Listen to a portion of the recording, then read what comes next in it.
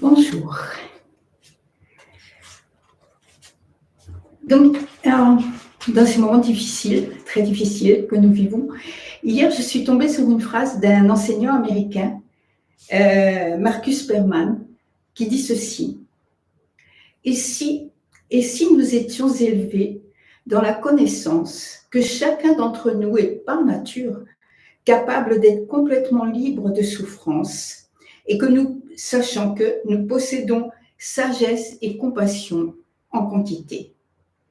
Si nous apprenions que fondamentalement, notre moi le plus profond est en fait une source de bonté et de sagesse toujours présente. Voilà, si nous apprenions ça dès le plus jeune âge, si nous apprenions ça, je pense que le monde serait différent, mais comme il n'est pas différent, je pense que maintenant c'est à nous, même à notre âge, à n'importe quel moment de notre vie, de l'apprendre. Et pour ça, nous avons les enseignements des maîtres. Et aujourd'hui, je poursuis dans l'enseignement de Harada Roshi avec cette perspective d'apprendre qu'à l'intérieur, que fondamentalement nous-mêmes, il y a une source de sagesse et de bonté et que nous pouvons la mettre à jour pour la partager dans ce monde qui en a tant besoin. Donc, il y a une méthode de Zazen appelée Shikantaza, qui signifie s'asseoir avec détermination. Shikantaza, alors Shikantaza, c'est un terme très connu qui parle à toutes les personnes du Zen, mais pas forcément aux autres. Donc, à Adaroshi, puis ensuite dans mes commentaires, on va le développer. Shikantaza, c'est s'asseoir en s'abandonnant complètement aux fonctions des six sens tels qu'ils sont, sans y mêler nos propres idées. C'est s'asseoir d'une manière digne, sans être troublé par ce qui est vu, entendu ou pensé. Shikantaza, c'est s'asseoir sans être contrarié d'une manière ou d'une autre par ces manifestations. En continuant à vous abandonner aux six fonctions de vos sens tels qu'ils sont, il se peut que vous découvriez que vous êtes un avec toute chose. C'est ce qu'on appelle lâcher naturellement le corps et l'esprit. Je pense que cet enseignement est familier et nécessaire à tous. Donc, Shikantaza, cette expression très classique du Zen, je vais rapidement commenter les paroles de Harada Roshi. Il nous dit que Shikantaza, c'est s'asseoir en s'abandonnant complètement aux fonctions de nos six sens tels qu'ils sont, sans y mêler nos propres idées. Alors, ça nous renvoie, il y a 2-3 semaines, le mois dernier, j'avais parlé du sutra de Bahiya qui dit dans le voir qu'il n'y ait que le voir, dans l'entendre qu'il n'y ait que l'entendre, dans le connu dans le connaître qu'il n'y ait que le connu, etc. Donc, d'ailleurs, entre parenthèses, voilà, on a beaucoup de liens, n'est-ce pas, entre le bouddhisme indien, donc ce sutra, et puis Shikantaza, le bouddhisme du Zen. Donc, Harada Roshi nous dit qu'il n'est pas question d'abandonner les six sens. Et moi, je dirais qu'il n'est pas question de les verrouiller, ou bien cette expression qui, pour moi, est très parlante, il n'est pas question de devenir une pierre, de devenir complètement imperméable à tout, et en quelque sorte de devenir comme mort. Les six sens fonctionnent. On voit, on entend. La différence, c'est qu'on ne s'en mêle plus. D'une autre expression, c'est qu'on n'est plus au milieu. Ces activités des sens continuent aussi longtemps qu'on est vivant, mais on ne s'en mêle plus, on ne s'y mêle plus en quelque sorte, on n'y mêle plus nos propres pensées, nos émotions, nos attentes, nos jugements, etc., etc. Alors, pour ça, je trouve qu'il y a plusieurs points très importants dans le Soto Zen. D'abord, dans l'école Soto, on est assis face au mur. Et je trouve que c'est important parce que ça nous donne ce moment très intime, en quelque sorte, avec nous-mêmes, au plus profond de nous-mêmes. L'autre fois, j'avais signé, ah oui, c'était Rinzai qui disait aussi plus proche de nous que notre souffle, et ce moment sans regard extérieur. Et puis, et surtout au début, je trouve, on est assis devant un mur. Parce que dans notre vie, d'une certaine façon, il y a des moments où on arrive devant un mur et à un moment, on va s'asseoir devant le mur parce qu'on on a essayé de fuir, on a essayé de contourner, on a essayé tout ce qu'on peut et puis à un moment, on s'assoit devant le mur. Mais ce qui me semble le plus important, c'est qu'être face au mur, c'est justement être face à un espace vide. Alors bien sûr, vous évitez les murs avec les papiers peints, etc.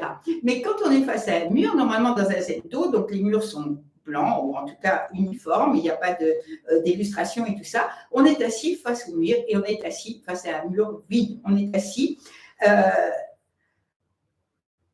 sans qu'il n'y ait de stimuli en sorte pour nos yeux, pour se voir. Parce que le voir, c'est quand même vraiment ce qui est le premier rapport au monde. Et on va s'apercevoir que quelquefois, on va aller chercher dans le mur le plus petit, la plus petite fissure, la plus petite boursouflure, etc. On va peut-être, je ne sais pas, y voir un dragon, un Bouddha, une maison, que sais-je. Et tout ça, ça veut dire que notre voir est encore en train de chercher quelque chose à accrocher. Vous voyez ? Et puis, j'ai dit le point le plus important, mais voilà, à mon avis, le point le plus important, c'est que, ça c'est le point le plus important de notre corps, et je pense qu'il y a très peu de personnes qui le suivent. C'est un point qui est répété depuis le Bouddha, depuis les Cham, depuis les Zen, jusqu'aux enseignants modernes, etc. Les yeux ne sont pas fermés, les yeux sont entrouverts, ou mi-clos. On regarde comme on veut, moi je préfère dire entrouverts. Or, c'est le premier réflexe, je crois, des personnes qui s'assoient devant le mur, de fermer les yeux. Mais quand vous fermez les yeux, en fait, on le comprend bien, vous vous enfermez en quelque sorte en vous-même. Et puis les paupières, le noir, ça fait comme un écran sur lequel on va projeter nos histoires, nos souvenirs, nos attentes, voilà, tout. On le voit bien, c'est vraiment comme un écran noir et on projette dessus. Et donc, c'est une autre forme de voir, encore une autre forme de ne pas lâcher. Mais en fait, vos yeux sont, dans le zazen tel qu'il est recommandé, encore une fois, à travers toute l'histoire, vos yeux sont entrouverts. Ils ne sont pas complètement ouverts et droits fixes comme ça, parce que là, on voit bien que quand on pense à quelque chose, on est exactement comme ça. Mais il tombe un petit peu comme ça, légèrement devant nous, et il reste entrouvert parce qu'on est là, enfin on est ici même, avec tout ce qui se passe, avec le voir, un peu, je ne sais pas, le bout d'un moquette ou le bout d'un tatami, un peu la personne qui est à côté, etc.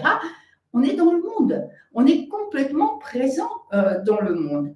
Or, la plupart du temps, ce que beaucoup de personnes cherchent à travers la méditation, c'est justement de ne plus être dans le monde. C'est justement de se couper du monde. C'est réussir enfin à sortir du monde.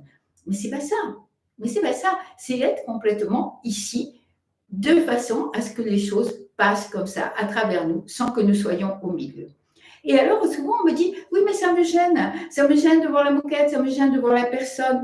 Mais non, ça vous gêne que si vous rétrécissez votre zazen. Mais si vous laissez, comme le dit Arada Roshi, les sens fonctionner sans vous en occuper, sans vous mettre au milieu, alors il n'y a personne pour être gêné.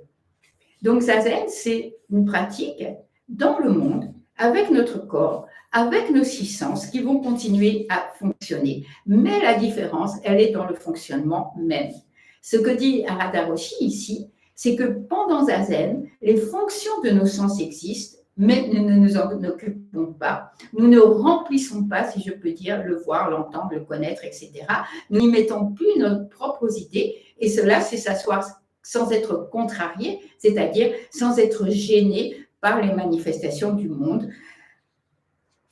Tout ça, ça va passer à travers nous, on ne va pas l'accrocher en quelque sorte, on ne va pas le saisir, nos sens continuent à exister, notre corps continue à exister, on est présent au monde et on laisse le monde passer à travers nous. Arada Roshi nous dit, lorsque vous laissez vos sens fonctionner de cette façon, vous pouvez découvrir que vous êtes un avec toute chose. Lorsque vous êtes au plus profond de l'intime avec vous-même, vous êtes au plus profond de ce lien qui nous relie à toute chose. On l'a dit l'autre fois, c'était une citation de Maître Dogen, nous sommes reliés à toute chose et toute chose, chaque chose est reliée à nous. Et c'est ça ce qui nous permet de dire, eh bien en zazen, tout est là. En zazen, rien ne manque, tout est là, parce que nous sommes dans cette relation à tout ce qui existe. Et lorsque le silence se fait, lorsque notre soi véritable, voilà, c'est ça ce que dit Arada Roshi. Alors après, on pourrait dire notre nature de Bouddha, notre vraie nature, etc. Quelquefois, c'est bien de changer de mot pour ne pas accrocher justement un concept. Lorsque ce soi véritable, pour reprendre ces termes, et là apparaît, eh bien, c'est tout l'univers qui apparaît. Pour le dire autrement, avec les paroles du vieux Bouddha Wanshi, quand toute parole est oubliée dans le silence, vous apparaissez devant vous-même avec netteté. Et cette netteté qui nous permet de voir notre soi véritable et qui nous permet de développer, encore une fois dans ce monde qui en a tant besoin, cette source que nous avons en nous-mêmes de sagesse et de compassion.